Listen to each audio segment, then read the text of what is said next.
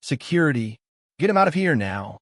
Dr. Alistair Finch's voice hissed, as sharp and sterile as a scalpel. A vein pulsed on his temple, his perfectly manicured finger pointing directly at the boy standing before his mahogany desk. I told you never to set foot in here again. Leo Washington, small and nearly swallowed by his oversized coat, didn't move. He was like an unmovable little rock in the eye of storm. He looked up at the most powerful man in the Sterling Children's Institute, his dark brown eyes holding not a flicker of fear, only an unnerving calm. And I told you, Dr. Finch, the boy's voice was clear, cutting through the tension, you're letting her waste away. And you know it. Finch's rage hadn't started today. It had been simmering for 3 days, ever since that fateful moment. 3 days earlier, an icy November rain lashed against the skyscrapers of Manhattan. The droplets felt like tiny needles against the skin, and the cold seeped deep into the bone. Amid the rush of people with their expensive umbrellas, Leo had only an old beanie to cover his head. His breath came out in white puffs as he stopped before the colossal glass doors of the Sterling Children's Institute. The polished bronze plaque, engraved with the names of wealthy benefactors, seemed to mock his very existence. He took a deep, chilling breath that filled his lungs and clutched the worn, old notebook in his pocket. It was the only legacy his grandmother had left him. It was his promise. The automatic doors slid open, and Leo stepped into another world. The floors were gleaming Italian marble, so polished he could see his own faint reflection, a drenched, dark-skinned boy in tattered sneakers. The air smelled of a sterile mixture of antiseptic, leather, and a delicate citrus perfume. A grand piano stood silent in the corner like a slumbering beast. This wasn't a hospital. It was a 5-star hotel, a fortress for the wealthy, immune to the harshness of the world outside. Dr. Finch, in his impeccably tailored suit and with the air of a king surveying his domain, was striding across the lobby. He stopped abruptly when he saw Leo. His lips thinned into a hard line, his gaze sweeping over the boy as if he were a stain, a flaw in his perfect picture. Security, his voice was cold, not deigning to look at the boy a second time. Get this child out of here before he contaminates something. But Leo didn't back down. He hadn't walked 12 blocks in the freezing rain just to be shooed away like a stray. Please, sir, his voice rang out, surprisingly steady, catching the attention of a few passers-by. The girl in the wheelchair, Chloe Thorne. I know how to help her walk. Dr. Finch turned back, his expression a mixture of contempt and disbelief. What did you just say? At that exact moment, Dr. Marcus Thorne, chief of surgery and the hospital's largest donor, emerged from a hallway. He was pushing his daughter, Chloe, in her high-tech wheelchair. The 7-year-old girl sat motionless, her large, blue eyes staring into a void. Her golden hair was tied back in a neat ribbon, but there was no life in her gaze. Until that gaze fell upon Leo. It stopped. A spark ignited in those vacant eyes, something long dormant suddenly awakening. Chloe's small, frail hand lifted slowly, her thin fingers reaching out toward Leo. Chloe, no, Dr. Thorne whispered, gently pulling the wheelchair back. But she didn't listen. Her eyes were fixed on Leo, and then, from her pale lips, a single word emerged. Clear, deliberate, a word no one in this hospital had heard from her in 2 years. Mine. The sound, though small, landed like a bomb in the cathedral-like silence. It reverberated through the marble hall like a clap of thunder. Dr. Thorne froze, his eyes wide with shock. Nearby nurses stopped, exchanging bewildered glances. A sharp pang of irritation shot through Dr. Finch. He had treated Chloe Thorne for 3 years, and she had never shown the slightest interest in anyone or anything. 2 large security guards approached Leo. Let's go, kid, one of them said, his tone firm but not unkind. Leo was pulled away, but he didn't resist. The heavy glass doors began to close, separating the 2 worlds. But just before they shut completely, he managed to whisper one last sentence, quiet enough that only Dr. Finch could have heard it amidst the chaos in his own mind. I know what you hid in her file. The doors hissed shut. Leo was outside again, in the cold rain. But inside, In the warm and opulent hall, an indelible seed of doubt had just been planted in the mind of Dr. Marcus Thorne, and a primal fear had begun to take root in the heart of Dr. Alistair Finch. Leo's words echoed in Dr. Finch's mind like a persistent, damning accusation. "I know what you hid." How could he possibly know? It had to be a random guess, the desperate gambit of a disruptive street kid. Finch told himself this a dozen times. But in the silence of the night, with only the glow of his monitor for company, his confidence began to fray. 2 nights after the confrontation, Finch's office was dark save for the cool, blue light of the screen, painting his face in shadows. His hands, the steady surgeon's hands that had earned him his reputation, now trembled slightly as he moved the mouse. He opened an encrypted folder, a hidden corner of the hospital's vast digital archives. On the screen, the MRI scans of Chloe Thorne's brain from 3 years ago materialized. He zoomed in on an image, his eyes locked onto a small, subtle anomaly that, 3 years ago, with the arrogance of youth and a desperate need to impress the Thorne family, he had dismissed as inconsequential. He had chosen the easier, safer diagnosis: severe spastic cerebral palsy.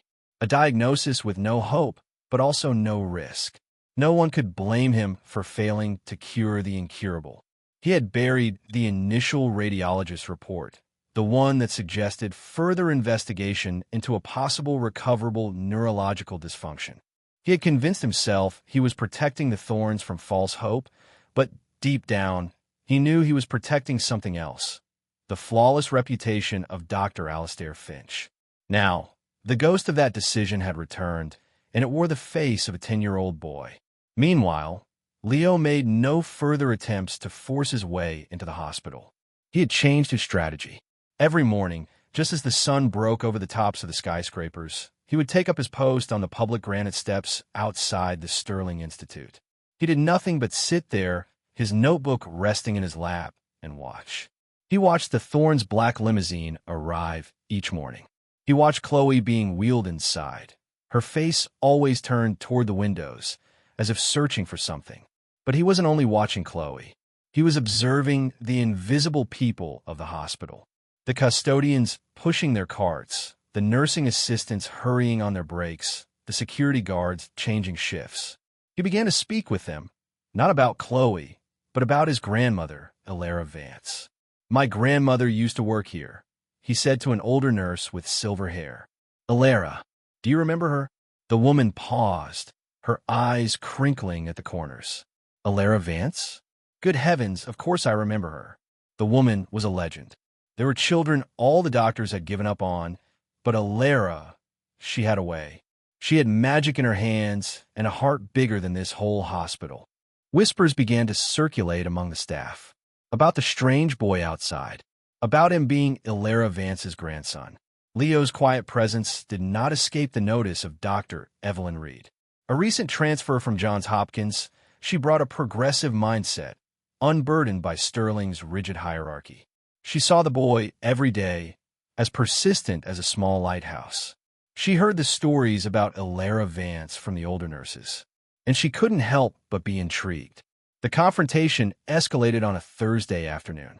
In the physical therapy room, with its pastel walls and state-of-the-art equipment, Chloe suddenly became agitated. She refused to cooperate, her head constantly turning toward the large window that overlooked the street. "What's wrong with her?" Dr. Thorne asked, his voice laced with concern.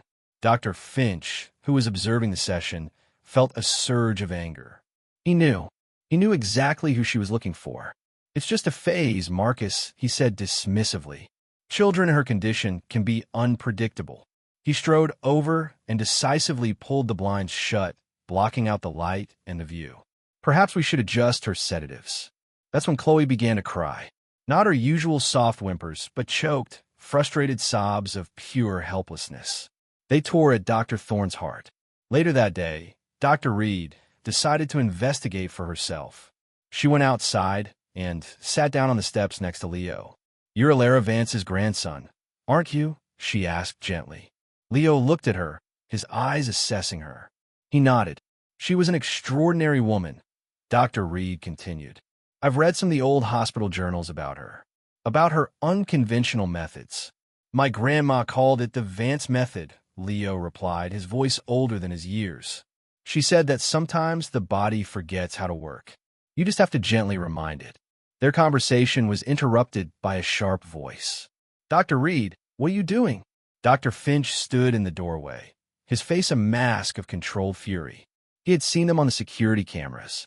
Dr. Reed rose to her feet, unintimidated. I'm speaking with someone who might know more than we think, Alistair. The challenge in her tone momentarily stunned Finch. He turned his glare on Leo. You haven't given up yet? Leo stood up as well, barely reaching the doctor's waist. But as he looked directly into Finch's eyes, there was a force that made the grown man flinch. You're afraid, aren't you, Dr. Finch? Leo asked, his voice not loud, but it carried across the space between them. You're afraid of what my grandma taught me. You're afraid of the truth. Dr. Finch was speechless. He was being challenged not just by a street kid, but by a colleague in front of his own staff. The seed of doubt Leo had planted wasn't just growing in Dr. Thorne's mind. It had just begun to spread to Finch's own team. The siege of conscience had begun. Dr. Finch's wall of arrogance had an unintended effect. It pushed Dr. Evelyn Reed firmly into Leo's corner. She was no longer just intrigued. She was now convinced that something was deeply wrong at the Sterling Institute.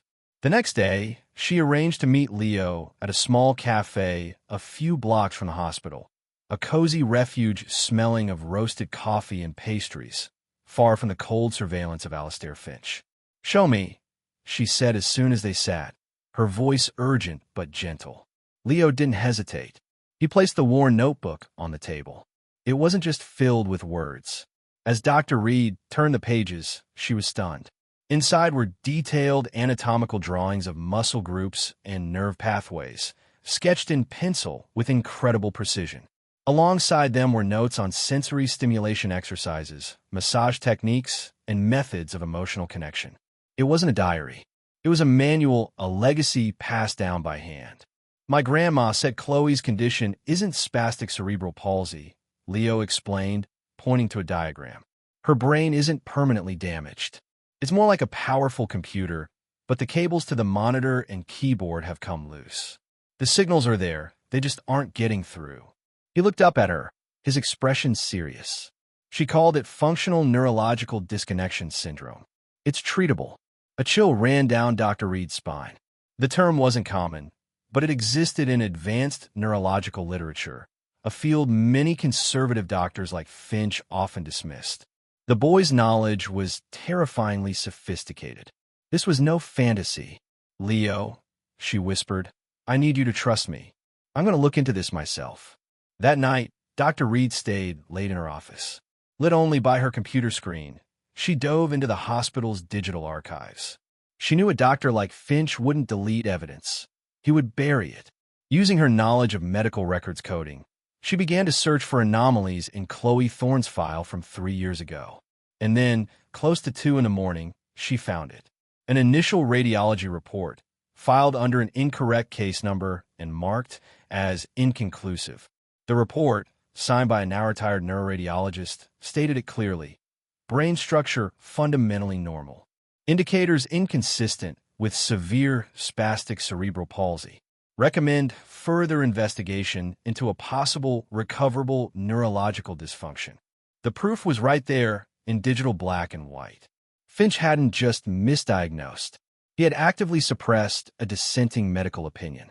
The following day, Dr. Reed tried to approach Dr. Thorne discreetly, but she found herself being watched.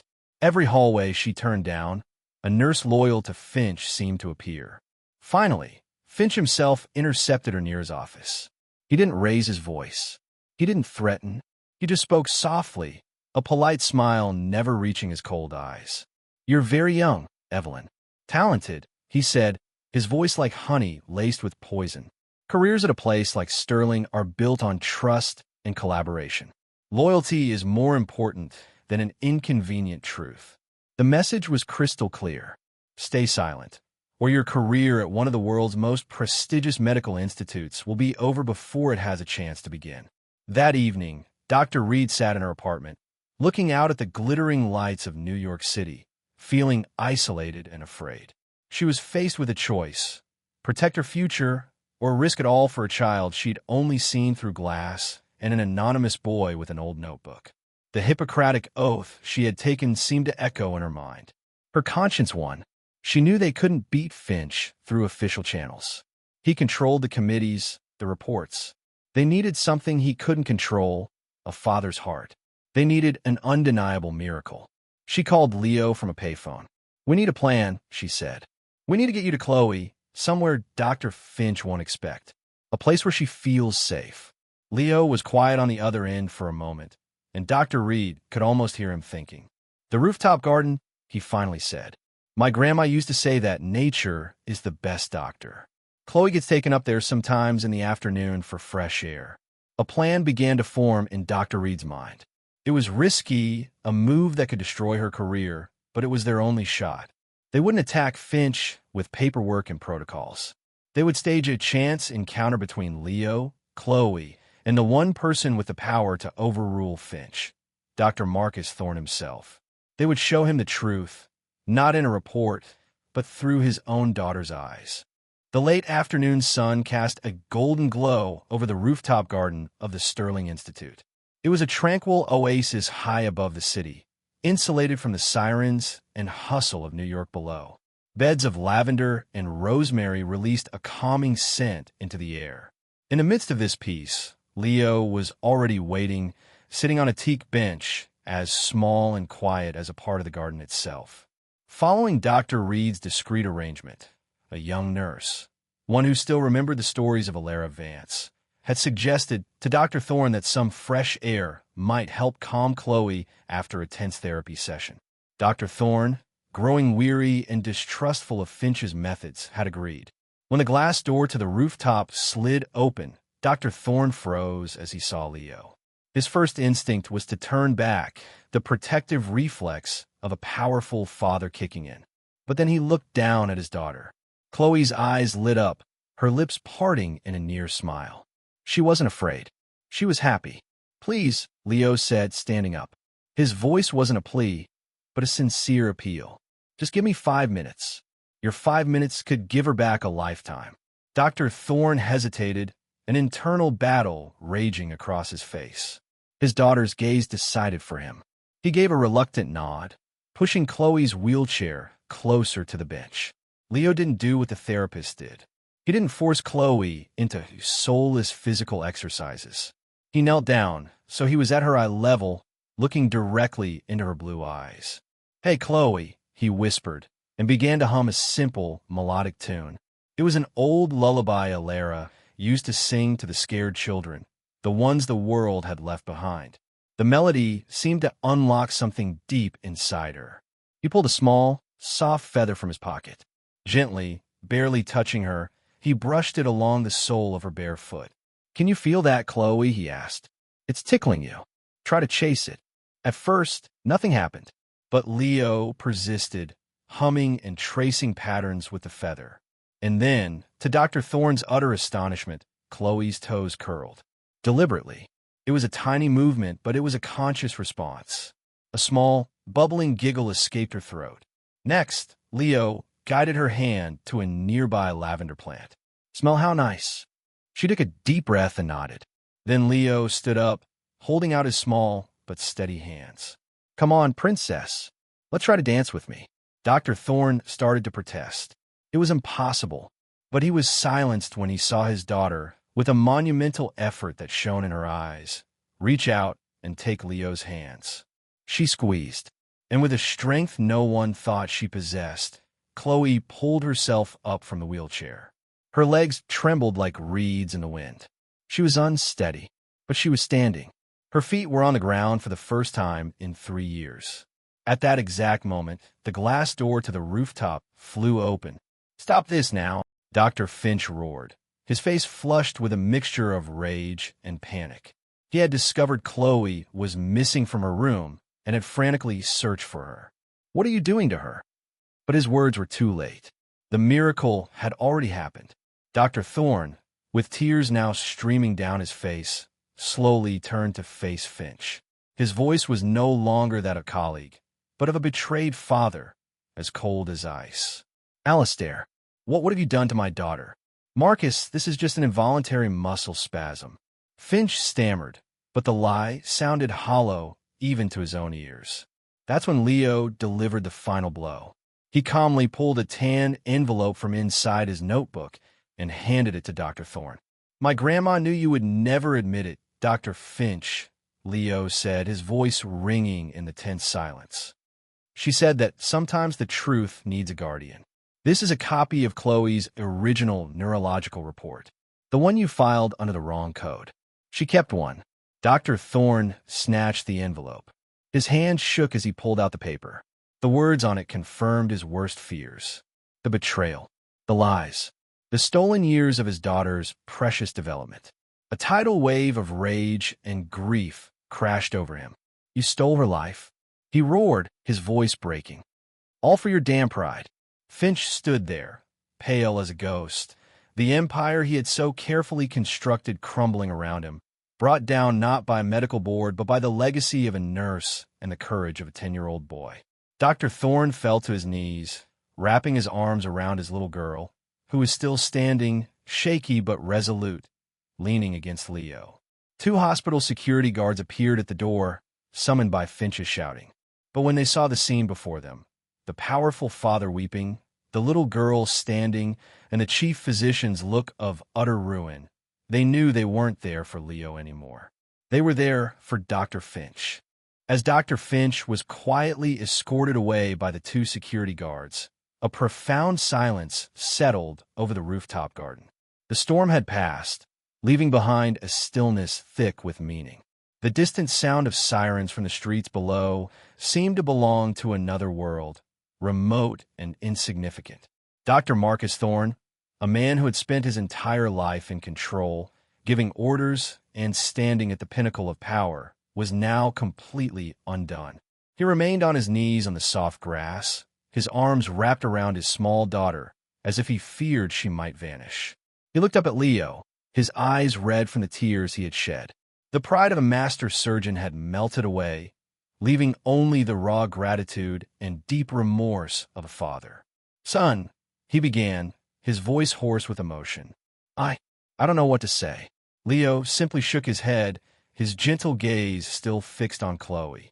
He didn't need apologies or praise. His victory was standing right here, on her own 2 feet. You don't have to say anything, Leo replied softly. Just help her walk. Those words were like a balm to Dr. Thorne's fractured soul. They were not an accusation, nor were they forgiveness. They were a path forward. He took a deep, steadying breath, wiping away the last of his tears. His purpose was now singular and clear. The sun was sinking below the Manhattan skyline, bathing the garden in a warm, golden-orange light. The scene was breathtakingly beautiful. Dr. Thorne rose to his feet, positioning himself on one side of Chloe. Dr. Reed, who had watched everything unfold in silence, stepped forward and took her place on the other side, her smile as radiant as the sun set. And between them, holding her father's hand on one side and Leo's small, steady hand on the other, was Chloe. No one spoke. No one rushed her. They simply stood there, forming a circle of trust and hope, waiting with patient reverence. Chloe looked down at her own feet as if they were strange and new discoveries.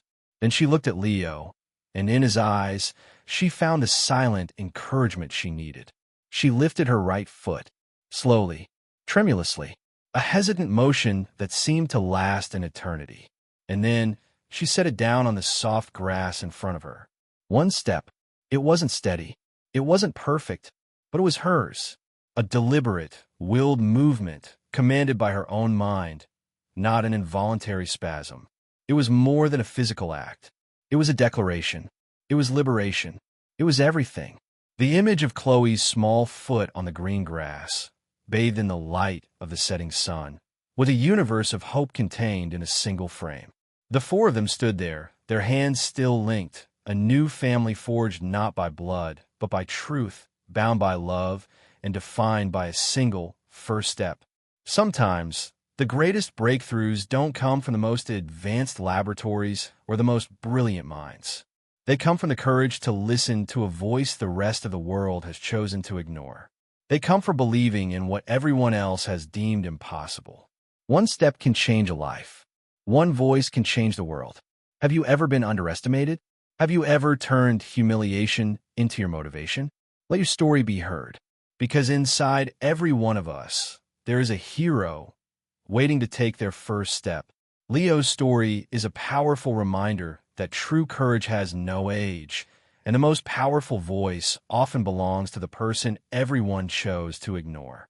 If this story of hope and determination touched your heart, please like this video, share it to inspire others, and subscribe to Story Precious for more tales that prove the strength of the human spirit.